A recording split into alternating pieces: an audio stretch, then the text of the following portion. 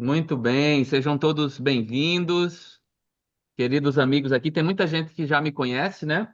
Mas tem algumas pessoas que não me conhecem ainda. Então, deixa eu me apresentar. Meu nome é Hamilton, eu sou casado com Alba. Nós temos duas filhas, a linda Laura, de 10 anos, e a Lorena Bela, de 6 anos, e o nosso pequeno Joaquim está para nascer aí até o final desse mês.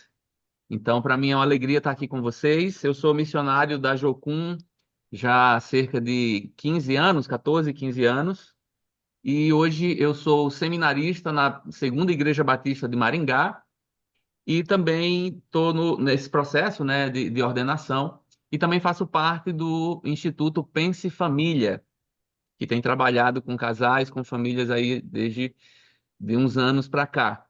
E um prazer estar aqui com vocês para a gente conversar, estudar sobre casamento, né? Você provavelmente viu o vídeo de divulgação, a gente vai conversar aqui sobre coisas importantíssimas sobre o casamento, mas é importantíssimo porque é a partir da palavra de Deus.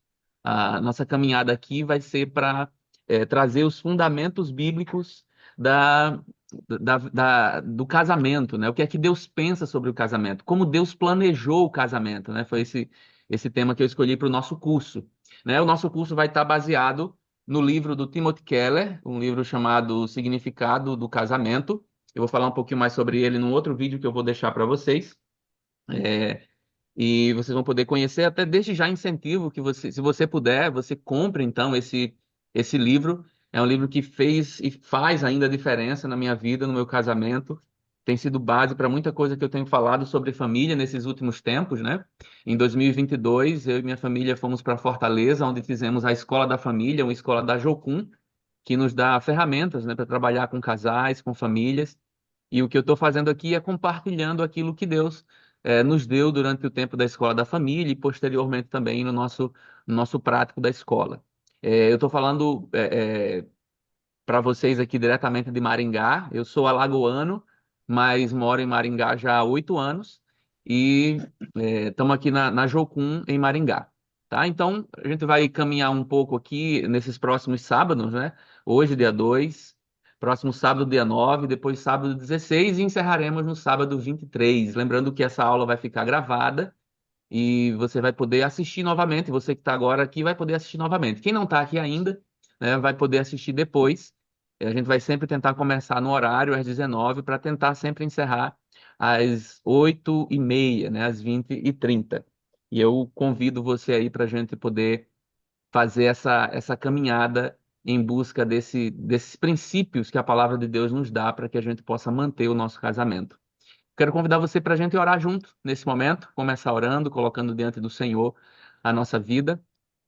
Senhor, muito obrigado, porque o Senhor nos trouxe para essa sala, né, uma sala de aula online, Senhor, mas cada um de nós, no nossa casa, no nossa vivência, só, só nós mesmos, Senhor, sabemos o desafio de viver o casamento e queremos, Pai, queremos mesmo aprender segundo a Tua palavra. O que é que o Senhor tem para nos dizer?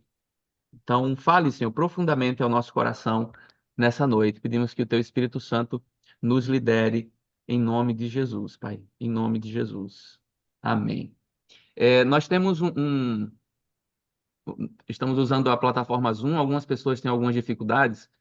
Eu vou colocar aqui no grupo o contato do nosso amigo João Henrique. Vai aparecer o nome Cenoura, porque ele é mais conhecido por Cenoura do que como João.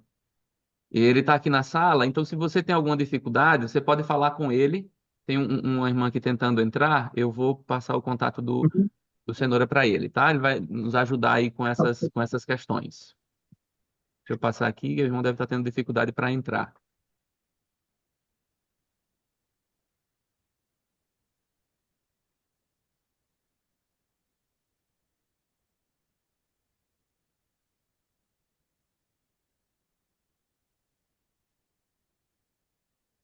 Muito bem. Eu vou compartilhar com vocês, nossa aula vai, como auxílio, eu vou usar aqui o material em PowerPoint, né? E aí eu quero compartilhar aqui com você essa tela, tá? Muito bem. Vamos lá, meus irmãos. Hoje nós vamos. entender um pouquinho qual é o segredo do casamento. Eu não sei se você lembra daquela frase de Paulo, né? Quando ele diz assim, isso é um grande mistério. Quando ele se refere ali, está falando sobre o casamento, ele diz isso é um grande mistério, né? Ele fala como se existisse algo profundo ali, né? Mistério ali não é no sentido de algo inalcançável, algo desse tipo. Mistério é no sentido de que é algo maravilhoso, é algo profundo, né? E a gente vai começar então o nosso encontro falando justamente a respeito disso. Como eu falei, né? Esse é um curso baseado no livro do Timothy Keller e nós vamos citar muito aqui frases do livro, né? E você vai perceber isso, né? Então, primeiro, o casamento nos ajuda a entender o evangelho. Isso aqui é uma informação importante, porque é, muitas vezes a gente separa essas duas coisas. Hoje nós vamos sair daqui entendendo por que casamento e evangelho são duas coisas muito próximas. Veja, embora o casamento seja muitas coisas, ele é tudo menos sentimental. É glorioso, porém difícil. É força e alegria ardentes, mas também é sangue, suor, lágrimas, derrotas humilhantes e vitórias exaustivas. Você concorda com isso? Olhando para minha realidade, eu concordo com isso. Isso realmente é o casamento. Muitas vezes, por muitas vezes, ele vai ser bem menos sentimental do que qualquer outra coisa. É glorioso, é maravilhoso ser casado, mas ao mesmo tempo é difícil. É força e alegria ardentes, mas também é sangue, suor e lágrimas. Você consegue identificar isso no seu casamento? Derrotas humilhantes, mas também vitórias exaustivas. Tudo isso é o casamento. E aí Paulo exclama, né? Isso é um grande mistério. Que coisa maravilhosa que o Senhor nos deu. Veja o que diz o Timothy Keller. Não há relacionamento entre seres humanos mais magnífico ou importante que o casamento. No relato bíblico, é Deus quem celebra a primeira cerimônia de casamento. E quando o homem vê a mulher, declara num rompante poético: finalmente. Tudo no texto proclama que depois de nosso relacionamento com Deus, o casamento é a mais profunda de todas as relações. Olha que coisa maravilhosa. E é por isso que, assim como o processo de conhecer a Deus, conhecer e amar o cônjuge é algo difícil e penoso, porém gratificante e maravilhoso. Veja, ele compara o processo de conhecer a Deus, que é um processo difícil, né? Você sabe que conhecer a Deus é algo que exige de nós, né? A salvação, ela é pela graça, não é pelo seu esforço, não é pelo seu mérito, não é pelo que eu faço. Agora, o conhecer a Deus é a partir da minha busca, é a partir da minha dedicação a isso. E às vezes vai ser difícil, principalmente no mundo como a gente vive, um mundo que é anti-Deus, que é contrário à pessoa de Deus e ao caráter de Deus. E o casamento também é assim. O casamento também é difícil, ele tem os seus desafios. E quanto mais penoso, mais maravilhoso. Essa é a visão bíblica do casamento. E nunca foi tão importante quanto agora resgatar essa visão e lhe conferir um lugar proeminente em nossa cultura. Queridos, mais do que nunca precisamos resgatar a essência do casamento. Para que o casamento existe? Como Deus planejou o casamento? Pois bem, apesar de entendermos, né, provavelmente você concorda com tudo que o Keller falou, você também deve ter pensado aí que não é isso que a gente tem visto no dia a dia. Por exemplo, não é esse conceito de casamento que você ouve quando você vai, sei lá, jogar futebol com os amigos, ou quando você vai estar no trabalho com as suas amigas de trabalho e estão conversando sobre casamento, sobre algo glorioso, sobre algo parecido com conhecer a Deus, não é assim. Então, o Keller nos leva a ver como o casamento caiu em declínio nos últimos anos, né? Uma certa desconfiança, um pessimismo em relação ao casamento. Irmãos, preste atenção nessas estatísticas aqui. Em 1970, 89% dos nascimentos se davam em famílias de pais casados, ou seja, né, de toda a população, é uma pesquisa norte-americana aqui, né? 89% dos nascimentos as pessoas nasciam em famílias de pais casados. Hoje, apenas 60%. Ou seja, tem muitas crianças nascendo em lares em que os pais estão separados, né? Cerca de 40% aí. Em 1960, 72% da população era casada. Já em 2008, apenas 50%. Ué, Se o casamento é tão glorioso assim, maravilhoso, o que é que está acontecendo que o povo não quer casar? Né? A gente precisa observar o que é que está acontecendo. Pois bem, veja essa frase do comediante Chris Rock, né? Muito conhecido aí. Ele diz assim, ó, você quer ser solteiro e solitário ou casado e entediado? Essa é a pergunta do comediante que ele não está de brincadeira quando ele fala uma coisa dessa, né? Ele está realmente expressando o que ele pensa sobre o casamento.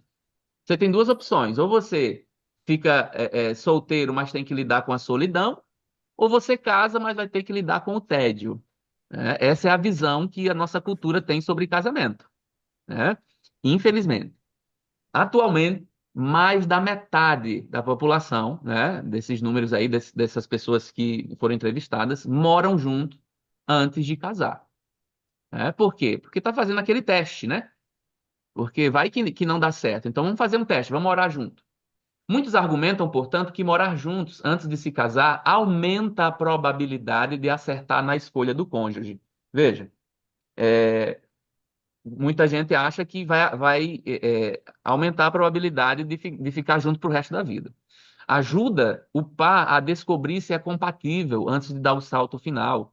É uma forma de averiguar se a outra pessoa é capaz de mantê-lo interessado, se a atração é forte o suficiente. Todos os casais que eu conheço que se casaram logo e não moraram juntos antes, né, se divorciaram, disse um rapaz, e comentando lá na pesquisa do Instituto Gallup. E o problema com essas crenças e pressuposições, no entanto, é que todas elas estão redondamente equivocadas. Veja, olha o que o rapaz está dizendo. Não, todo mundo que eu conheço que não morou junto antes divorciou. Então, essa é a mentalidade de hoje em dia. Eu vou me juntar com a pessoa, não vou casar logo e vou ver se dá certo. Se der certo, a gente casa, porque aí tem mais probabilidade de dar certo. Mas olha o que o cara está dizendo, que essa constatação está errada. Totalmente errada. Veja, apesar da asserção feita pelo rapaz na pesquisa do Instituto Gallup, há indícios consideráveis, presta atenção nisso, há indícios consideráveis de que os casais que moram juntos antes do casamento apresentam maior probabilidade de se separar depois do casamento. Veja, é o contrário, as pesquisas mostram o contrário, que quem mora junto antes de casar acaba se divorciando. A maioria, né? Não é generalizando. Para aqueles que vêm de lares em que os pais se divorciaram, que sem dúvida é uma experiência dolorosa, a decisão de morar juntos é uma reação compreensível. Mas os fatos indicam que a cura pode ser pior que a suposta enfermidade. Ou seja, morar junto para a gente diminuir as chances de se divorciar depois que casar. Isso parece ser bom, mas as pesquisas mostram o contrário. Isso pode ser exatamente pior e não melhor. E aí muitas pessoas dizem assim, não, ó, por que não, eu não vou casar? Não vou casar porque, primeiro, quando você casa, aumenta as despesas, né? Quem é casado acaba tendo mais despesas, então a pessoa que não vai conseguir juntar dinheiro, por isso que eu vou primeiro juntar todo o dinheiro, depois é que eu vou casar. Mas, gente, isso aqui também não faz muito sentido. Pesquisas mostram que pessoas casadas, elas, primeiro, ganham bem mais no emprego. Essa é a primeira coisa. Pessoas casadas acabam ganhando mais do que solteiros. Segundo, os casados, eles, por terem agora um cônjuge com quem vai dividir a vida, depois vem os filhos, ele vai acabar se limitando um pouquinho mais nos gastos. Por exemplo, um solteiro, ele começa a gastar, ele mora sozinho, ele começa a gastar, gasta daqui, gasta dali, e de repente ele percebe que o dinheiro foi embora e não tem ninguém para freá-lo. Já a pessoa casada, não. O cônjuge é aquela pessoa que vai ponderar junto e tudo mais. E aí, pesquisas mostram que pessoas casadas acabam chegando na aposentadoria ganhando bem mais, tendo uma estabilidade financeira bem maior do que pessoas solteiras, pessoas que nunca casaram, tá? Ah, não, o casamento é um lugar de pessoas infelizes, né? Algumas pessoas acham que a maioria dos casamentos são infelizes, né? Será? Será que a maioria dos casais é infeliz? Vamos ver.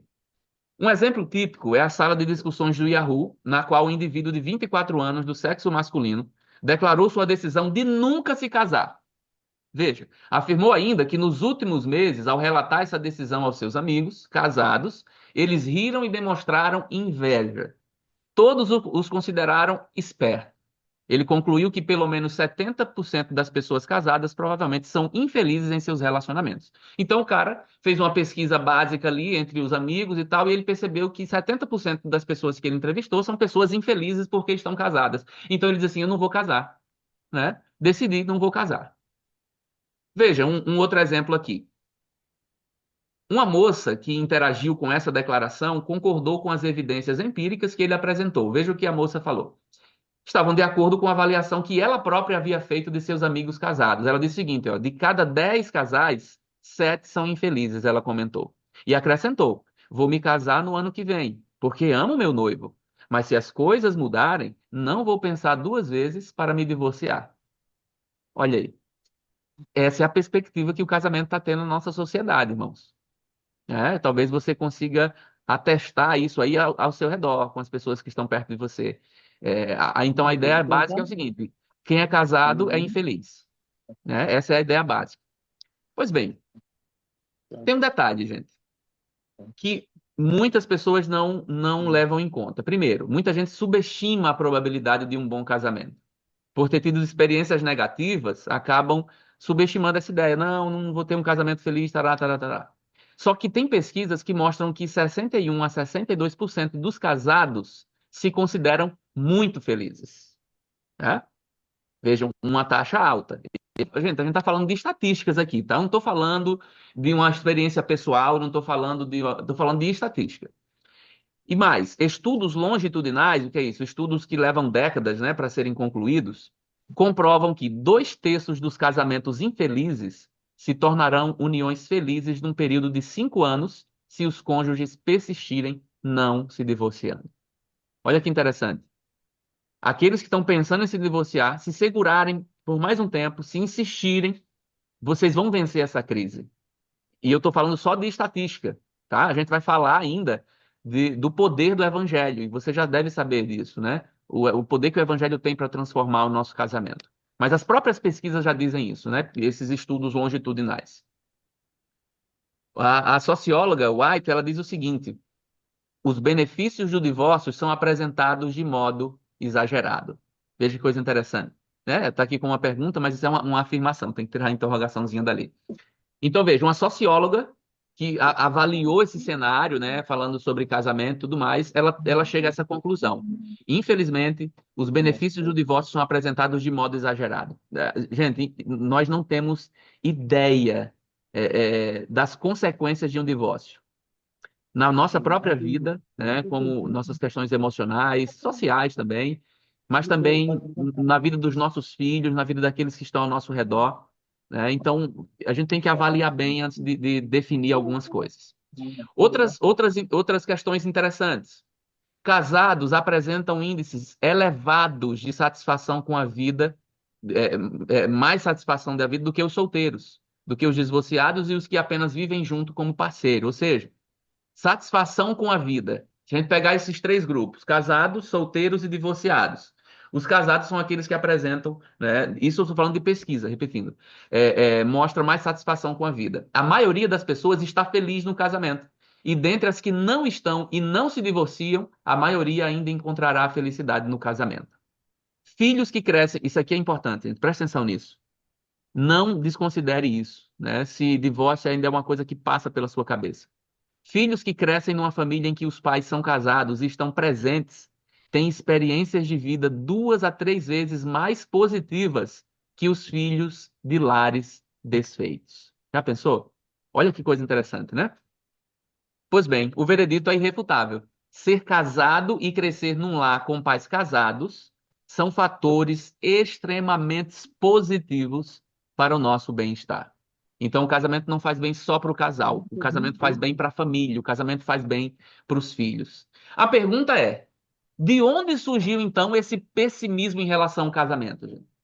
Se tem vantagem em ser casado, se o divórcio é apresentado de maneira enganosa, se o casal ganha, se os filhos ganham, se a família é abençoada, se o casamento é uma ideia de Deus, de onde vem o pessimismo em relação ao casamento?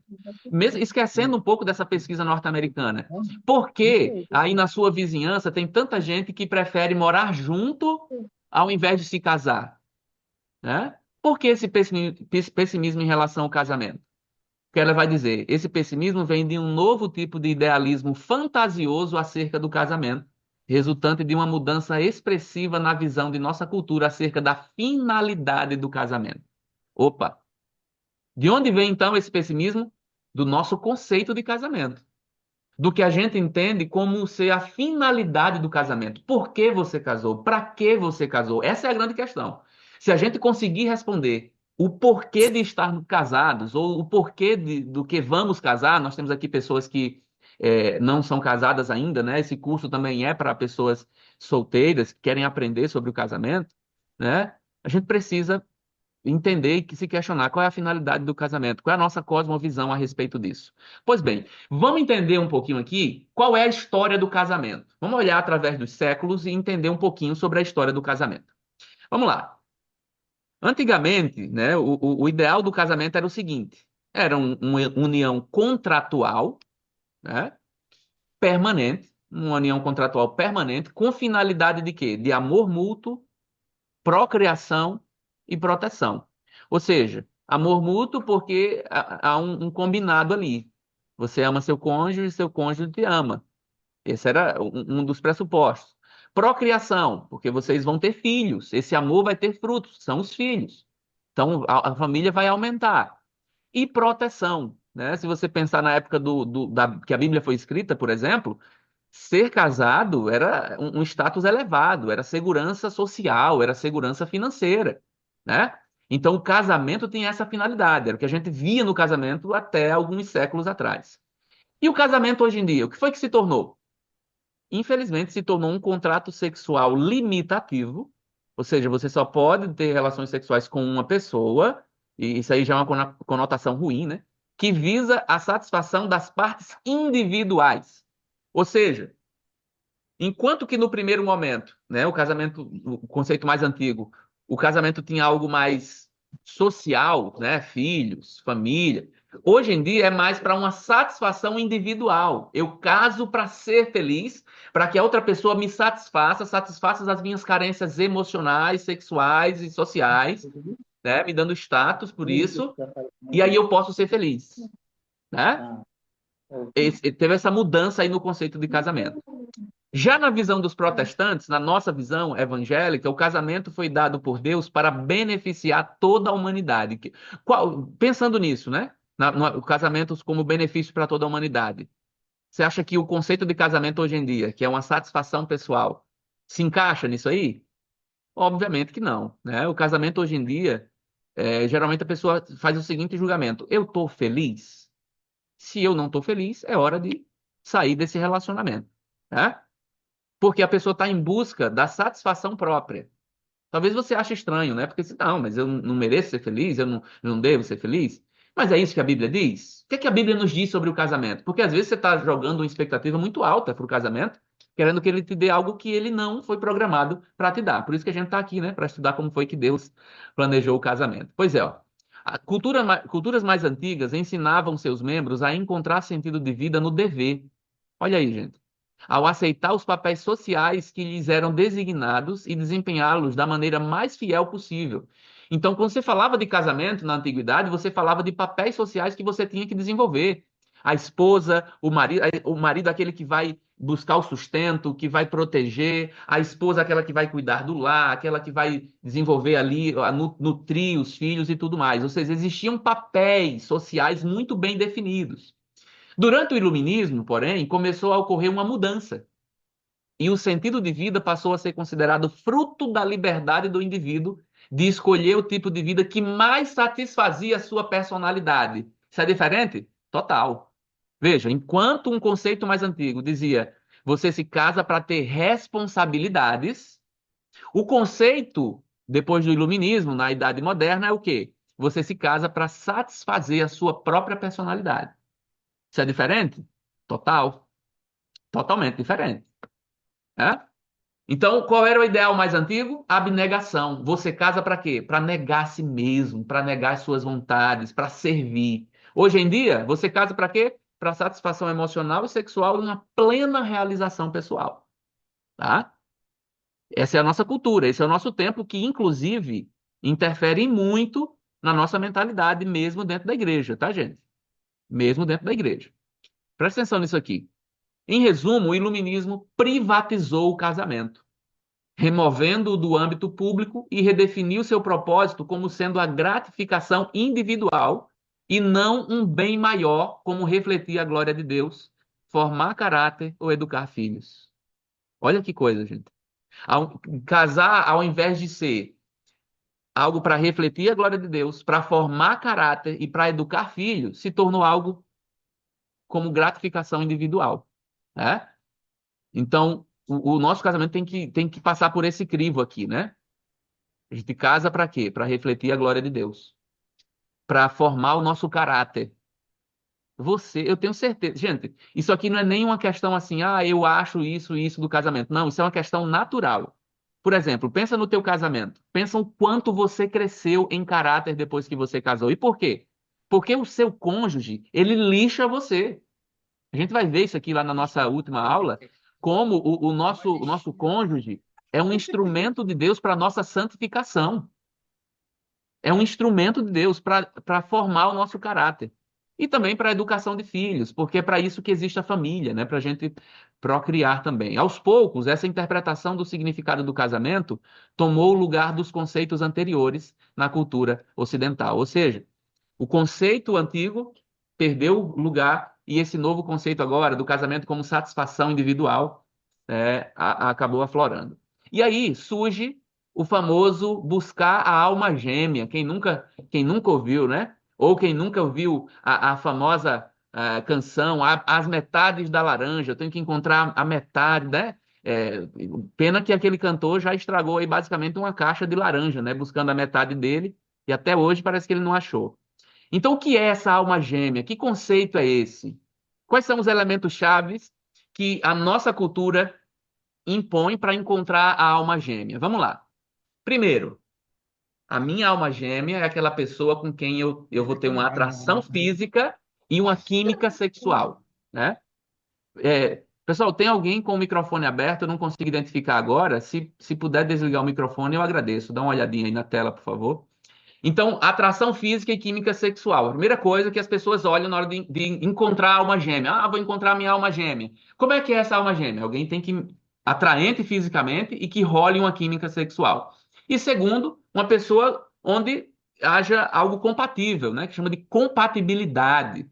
Você já viu isso, né? Por que está separando? Por incompatibilidade de gênios. É até bonito, né, e tal. Mas, né, o que é que isso significa? Essa pessoa é incompatível comigo, não bate, né? Não encaixou. Pois bem, a frase geralmente vem assim, ó. Se os dois são mesmo compatíveis, você não precisa mudar. Olha o conceito de casamento. Eu vou me casar com uma pessoa compatível. O que é isso? Uma pessoa que não vai me mudar em nada e que eu não vou mudar ela em nada. Gente, eu não sei quantos anos vocês têm de casamento aí, mas até os mais novos, né? Eu acho que até quem está sonhando em casar tem ideia de que não é bem assim, né? Alguém que não te mude e alguém que não mude você. Vamos entender um pouquinho isso aqui, ó. Olha só. Uma mulher explicou que havia se casado com seu marido porque o considerava sexo. Presta atenção na história. Vai vendo. Para seu desespero, contudo, ele ganhou peso e parou de se preocupar com a aparência. A lua de mel havia chegado ao fim e o sexo era a forma principal de ela se relacionar. Havia definido como regra que jamais teria sexo a menos que tivesse vontade, coisa que acontecia raramente.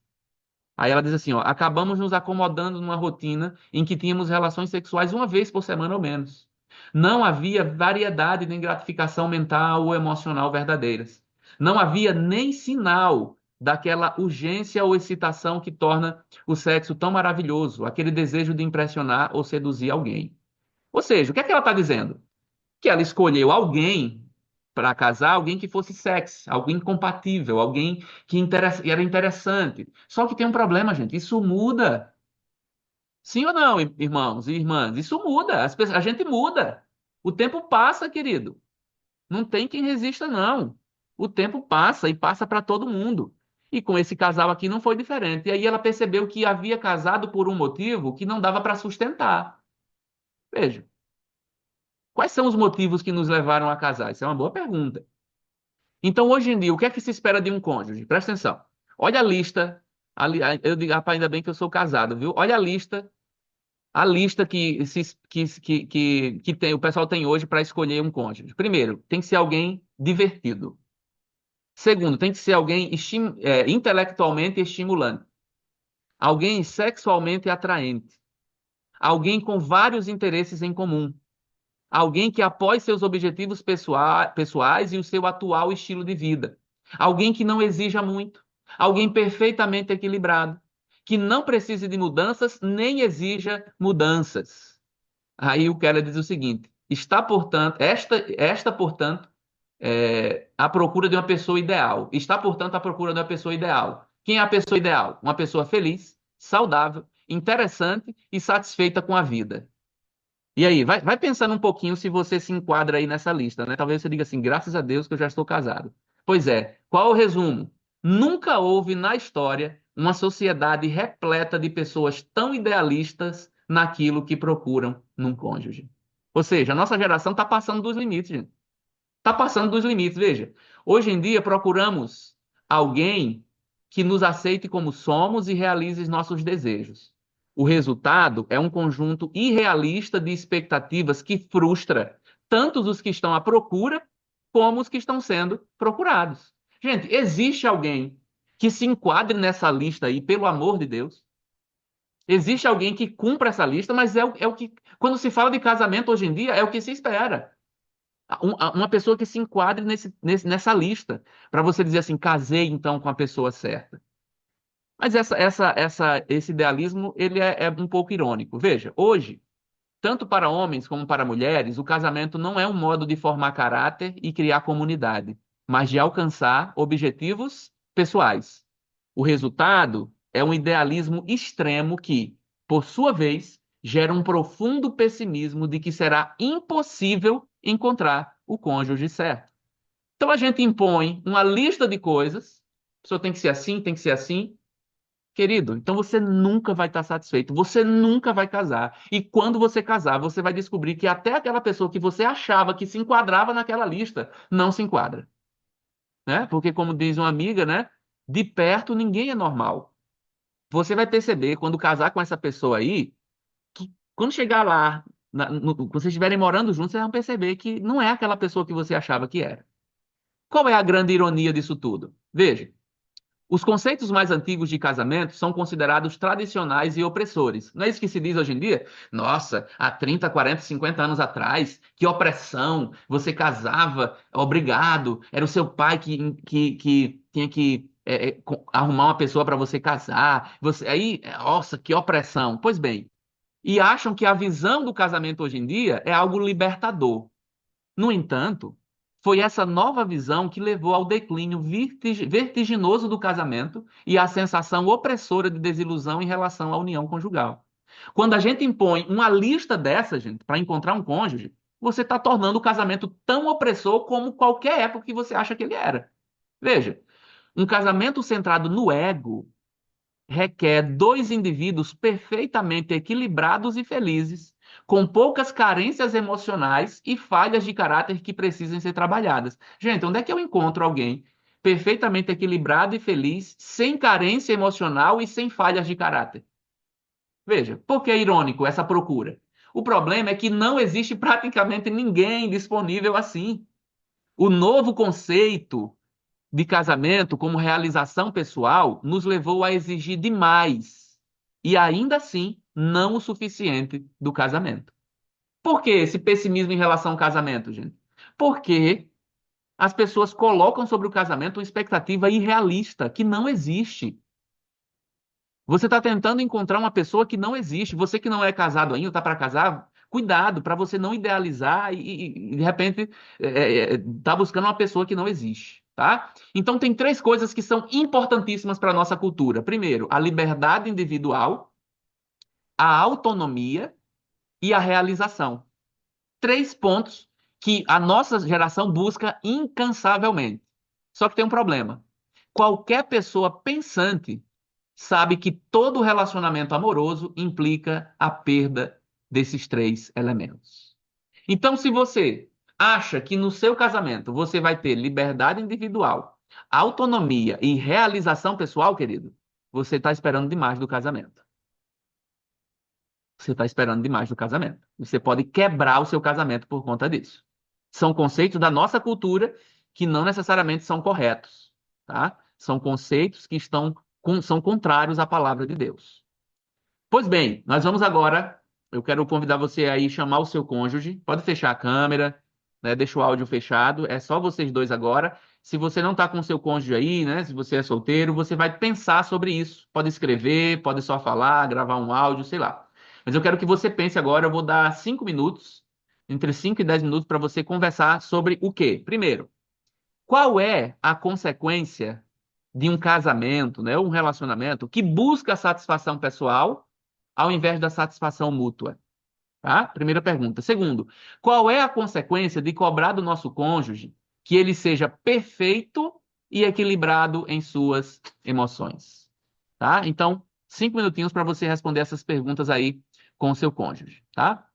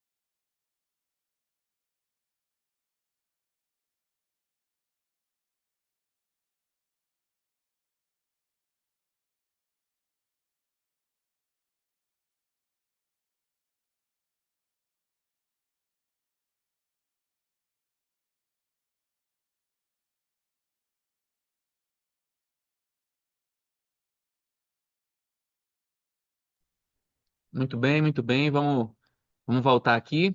Espero que você tenha tido uma boa conversa aí com seu cônjuge, né? Ou tenha pensado, né, sobre essas questões. Depois vocês vão poder refletir um pouquinho mais, continuar conversando. Porque agora a gente precisa ver o que é que a Bíblia diz sobre tudo isso, né? A gente já viu qual é a perspectiva da nossa geração. A gente já viu aí, o que é que se espera hoje em dia do casamento, mas o que é que a Bíblia diz sobre isso, né? É a pergunta que a gente precisa responder. Pois bem, como a gente pode explicar e sair desse impasse, né, que a gente criou, olhando o casamento de maneira errada, né? Por que o casamento tem que ser tão difícil, né? Perguntaria alguém. Por que tem que ser tão complicado assim, uma coisa tão bonita como o casamento? Estamos falando de amor, né? Alguns diriam. Se duas pessoas são compatíveis e de fato são almas gêmeas, o amor deve fluir naturalmente, né? É o que a nossa geração perguntaria depois de ouvir coisas tão duras acerca do casamento, né? Pois bem, a resposta cristã para essa afirmação é que não existem duas pessoas compatíveis. Olha aí. Não existem pessoas compatíveis. Se você que é casado aí há algum tempo já deve ter descoberto isso, né?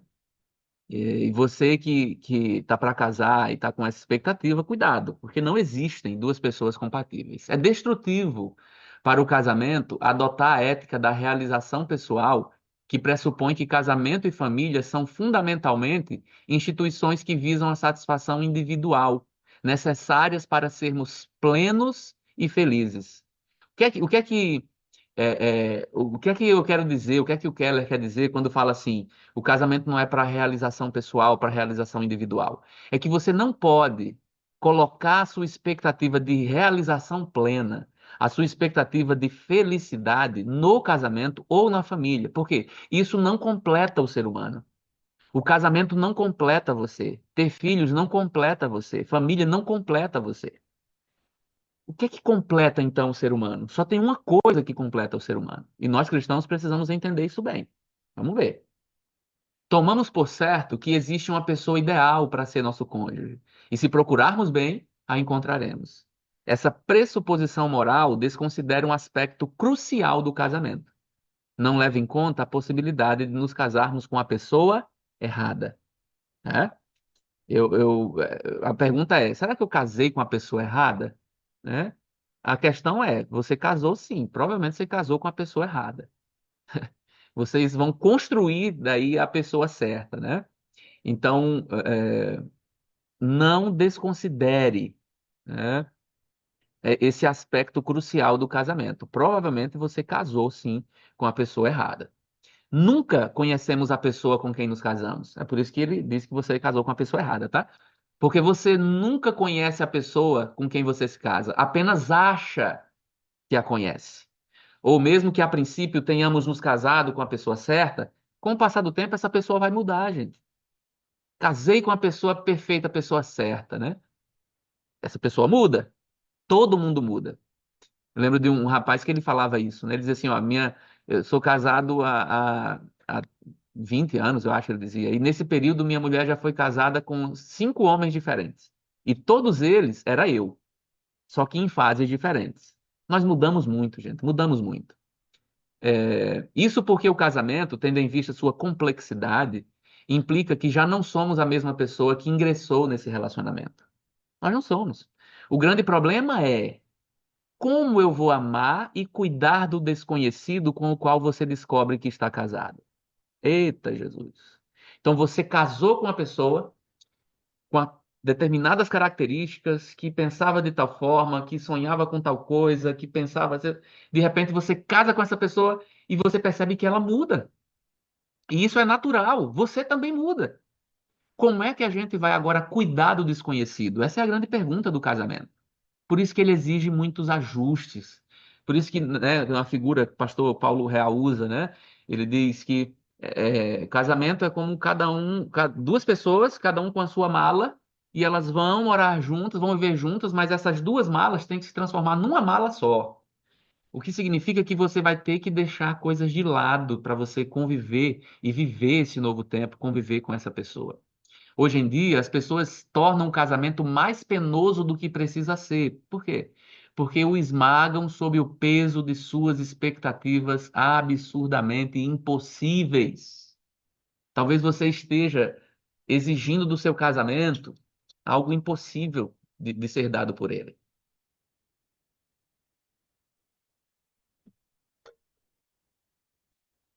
Veja, por que duas pessoas neuróticas, egoístas e imaturas deveriam subitamente se transformar em anjos quando casam, né? Essa é a pergunta aí.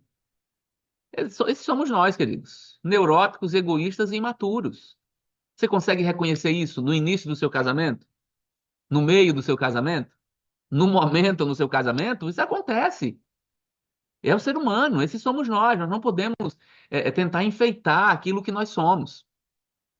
Pois bem, aquilo que a gente já conversou, né? Antigamente, qual era a expectativa? A gente esperava que o casamento e a família provesse amor, apoio e segurança e buscávamos sentido de vida, esperança para o futuro, absolutos morais e identidade própria em Deus e na vida depois da morte.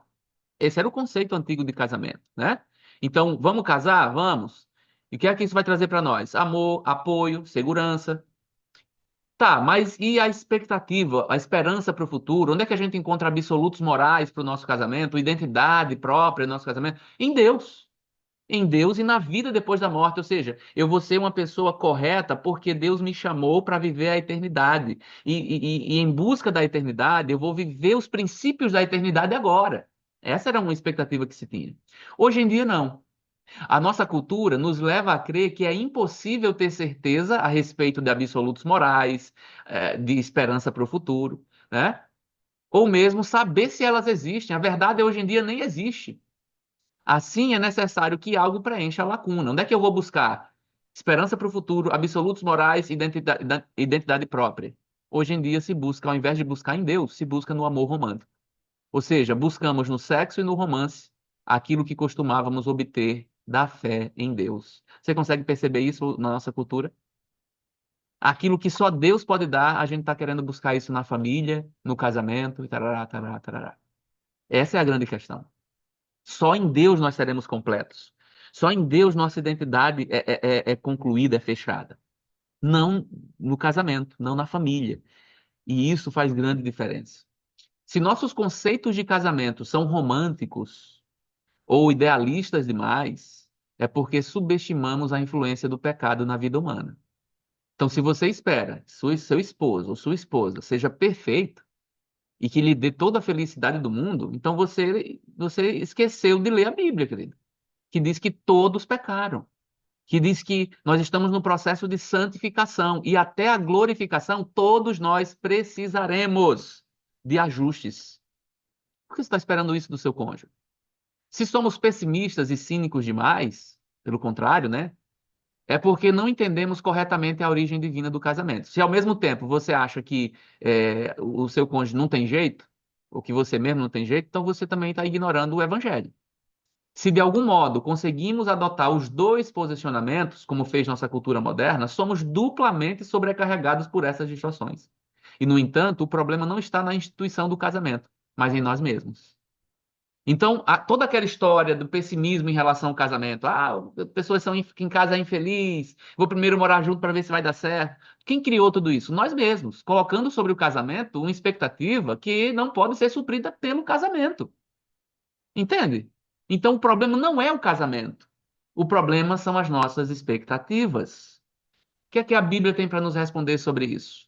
O casamento oprime o ser humano? Talvez, mas isso é imprescindível, é o que Paulo fala, isso é um grande mistério. Veja, na Bíblia, esse termo não é usado para se referir a um conhecimento esotérico, que apenas os iniciados possuem, mas sim uma verdade maravilhosa e inesperada que Deus revela gradativamente por meio de seu Espírito. Veja, gradativamente Deus vai revelando. É assim que Deus trabalha, né? A gente chama isso de revelação progressiva. Gente, o casamento também é assim. Deus vai nos mostrando o caminho para seguir. A gente não tem tudo isso de uma vez só. Isso é um processo. Então, qual é o segredo do casamento? Olha para Efésios 5. Qual é o grande segredo ali que a gente pode aprender? Vamos lá. Efésios 5, versículo 25, né? É o texto que fala que o marido deve se entregar pela esposa e tudo mais, assim como Cristo se entregou pela igreja. Gente, a gente tem que olhar para o casamento a partir dessa expectativa. O casamento ele está baseado naquilo que Cristo fez por nós. O que foi que ele fez por nós? Ele se entregou por nós. Como filho de Deus, embora em relação de igualdade com Deus, ele abriu mão da sua glória e assumiu nossa natureza humana. Ele se identificou conosco. Veja, ele não esperou que a gente se colocasse numa posição de divino para se relacionar com ele. Não, ele se humilhou, ele se rebaixou para ter esse relacionamento com a gente. Ele morreu voluntariamente na cruz, a fim de pagar a pena por nossos pecados, removendo a culpa e condenação, para que pudéssemos ser unidos a ele e a fim de nos tornar participantes de sua natureza. Então, qual é o segredo? Veja, ele abriu mão de sua glória e de poder e se tornou um servo. Ele morreu para seus próprios interesses e cuidou de nossas necessidades e interesses. O serviço sacrificial de Jesus nos uniu a ele e o uniu a nós de forma profunda. Ou seja, o serviço sacrificial de Jesus nos uniu a ele e o uniu a nós de forma profunda para quê? Para que a gente pudesse viver isso no casamento. Paulo diz que essa é a chave não apenas para entender, mas também para vivenciar o casamento. Você só vai entender o casamento quando você perceber que ele está baseado na atitude sacrificial de Cristo que nos uniu a ele. Ou seja, é por meio do nosso sacrifício no nosso relacionamento. E quando eu falo sacrifício, eu estou falando da nossa renúncia, da nossa abnegação. Só vivendo isso é que a gente vai entender o casamento e vivenciar o casamento. Por isso, ele consegue ligar a declaração inicial sobre o casamento em Gênesis 2 a Jesus e à igreja. Nas palavras de um comentarista, Paulo entendeu que quando Deus criou o primeiro casamento, já estava pensando em Cristo e na igreja. Esse é um dos grandes propósitos de Deus para o casamento: retratar a relação entre Cristo e seu povo redimido para sempre. Olha que coisa maravilhosa. Quando Deus criou o primeiro casamento, ele já estava pensando em Cristo e a igreja. Gênesis 2, 24. Quando Paulo fala lá, né? Quando Deus fala lá o conceito do casamento, ele já estava pensando em Cristo e na igreja. Cristo não tinha vindo ao mundo ainda, a igreja não tinha sido formada, mas o casamento é uma sombra do relacionamento entre Cristo e a igreja. Dá um exemplo para você. Nós entendemos hoje que os sacrifícios do Antigo Testamento, que aconteciam ali no templo, eles eram uma sombra do sacrifício de Cristo, ou seja, ele representava algo que viria futuramente e algo maior. Pois é, o casamento, queridos, é uma sombra do relacionamento entre Cristo e a igreja. O casamento, ele aponta para o relacionamento entre Cristo e a igreja. Olha que coisa gloriosa. Como é o relacionamento entre Cristo e a igreja? É desafiador, irmãos. É desafiador. Quem quiser vir após mim, negue-se a si mesmo. Foi o que Cristo disse para sua noiva que iria se relacionar com ele. Isso é o casamento, gente. É negar nós mesmos. É negar a nossa vontade. É pensar no outro. Veja como o evangelho e o casamento caminham juntos, né? Se Deus tinha em mente o evangelho da salvação em Jesus, quando instituiu o casamento, então o casamento só funciona à medida que se aproxima do modelo de amor abnegado de Deus em Cristo. Esse é o segredo do casamento. Esse é o foco da nossa aula hoje, né? Você só consegue viver o casamento quando você entende o evangelho, entende o que Cristo fez por mim e por você. Se você não entender o que foi aquele sacrifício lá na cruz, se você não entender o relacionamento entre Cristo e a igreja, você não entende o casamento. Esse amor abnegado de Jesus. O que Paulo está dizendo não apenas responde à objeção de que o casamento é opressivo e limitante, mas também trata da impressão de que as exigências da vida conjugal são impossíveis. Veja, precisamos fazer tanta coisa que nem sabemos por onde começar. Talvez você diga isso, né? Meu Deus, eu não sei como você está reagindo a isso, né? Mas quando eu ouvi isso pela primeira vez, falei, uau, E eu fiquei impactado por isso. Casamento é uma sombra do relacionamento entre Cristo e a igreja. Que coisa maravilhosa. E isso coloca uma responsabilidade muito grande sobre o casamento. A gente pensa, nossa, como é que eu vou fazer isso? Pois bem, Paulo diz: comece por aqui. Faça por seu cônjuge aquilo que Deus fez por você em Jesus. E o restante virá como consequência. Você não sabe por onde começar? É muita coisa? Então comece renunciando a si mesmo, abrindo mão das suas vontades. Este é o segredo, que o evangelho de Jesus e o casamento se explicam um ao outro. Que quando Deus inventou o casamento, já pensava na obra salvadora de Jesus. O evangelho explica o casamento e o casamento explica o evangelho. Por quê? Por causa do seu chamado para abrir mão de si mesmo, o seu chamado para abnegação. O propósito do casamento, então, é negar seus interesses pessoais em favor da família ou reivindicá-los em favor da realização pessoal, né? Pegando aqueles dois conceitos de casamento, o da antiguidade e o de hoje em dia. O ensinamento cristão não nos oferece uma escolha entre satisfação e sacrifício. A Bíblia não diz assim, ó, você quer viver só em função dos outros, né, no sentido pejorativo, ruim desse, ruim, né? Ou você quer viver para si mesmo. Não é esse extremo que a Bíblia nos ensina. Mas a Bíblia nos ensina que a satisfação mútua pode existir, tendo como base o sacrifício de Cristo Jesus. Quando vamos encontrar satisfação no nosso casamento? Ou quando vamos estar satisfeitos? Não é quando formos felizes porque o outro vive em função das minhas questões, mas quando houver uma entrega mútua, onde os dois entendem que precisa abrir mão. E qual é a base disso? O sacrifício de Cristo. Coisa maravilhosa, né? Pois bem, o que fazer para o casamento dar certo? A gente pensar isso agora, né? O que é que eu tenho que fazer então para o casamento dar certo? Conhecer o Evangelho, querido. Você precisa conhecer o Evangelho. A Escritura, volte-se para a Escritura, leia a Bíblia, estude as Escrituras. Conheça o poder do Evangelho. Gente, é fantástico. Reconheça o Evangelho como modelo para a sua caminhada conjugal. O casamento é um instrumento importante para que seu coração seja restaurado de dentro para fora e sua vida seja inteiramente reconstruída, a começar pelo alicerce. Coisa maravilhosa, né? Por que o casamento é penoso, porém maravilhoso? Porque ele reflete o evangelho, que também é ao mesmo tempo penoso e maravilhoso. Olha essa definição de evangelho aqui do Timothy Keller, eu acho fantástico. Você já deve ter escutado em algum lugar. Ele sempre repete isso aqui em vários dos livros dele. Esta é a mensagem do evangelho. Somos mais pecadores e falhos do que jamais ousamos imaginar. E, no entanto, também somos mais amados e aceitos em Jesus Cristo do que jamais ousamos almejar. Esse é o único tipo de relacionamento que, de fato, nos transforma. Qual é o tipo de relacionamento que nos transforma? Aquele que nos aceita, apesar das nossas falhas. É isso que Deus faz conosco. E é isso que aproxima o evangelho do casamento. Veja, se a gente vive o amor sem verdade, se não há confronto de erros no casamento, o casamento vira sentimentalismo. Você até vai ter apoio e motivação, mas vai manter você num estado de negação a respeito das suas falhas.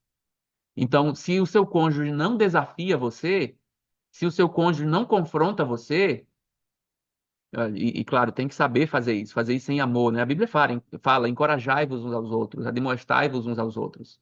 Isso serve total para o casamento. Aí você vai estar vivendo um amor sem verdade, sentimentalismo, porque você não consegue corrigir. Por outro lado, verdade sem amor, que é o contrário, a pessoa vai acabar sendo rude e áspera. E não dá informações, mas de um modo, nos dá informações, mas de um modo que não somos capazes de ouvir. Você até fala a verdade, mas você fala de maneira tão grosseira, sem amor, que aquilo mais machuca do que transforma o seu cônjuge.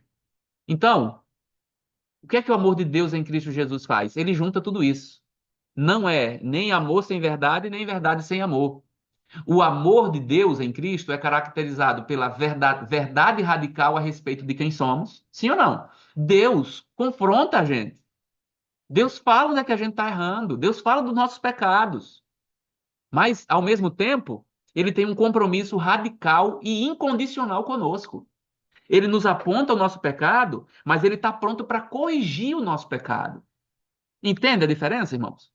Esse compromisso misericordioso nos fortalece para que possamos enxergar a verdade a respeito de nós mesmos e nos arrepender.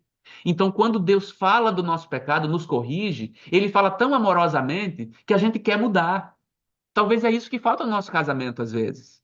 Você quer falar as verdades sem amor, ou você quer viver o amor sem a verdade. Essas duas coisas precisam caminhar juntas. Veja, o convencimento do pecado e o arrependimento fazem com que nos apeguemos à misericórdia e à graça de Deus, e nelas descansamos. Olha que coisa maravilhosa. Quando a gente olha como Deus age conosco, a gente descansa, porque a gente sabe que Ele quer o nosso bem. É assim que a gente deveria ver o nosso cônjuge. Ele nos corrige, nos confronta, mas para o nosso bem, porque Ele quer o nosso bem. É com misericórdia. As fases difíceis do casamento, então, nos levam a experimentar mais desse amor divino transformador.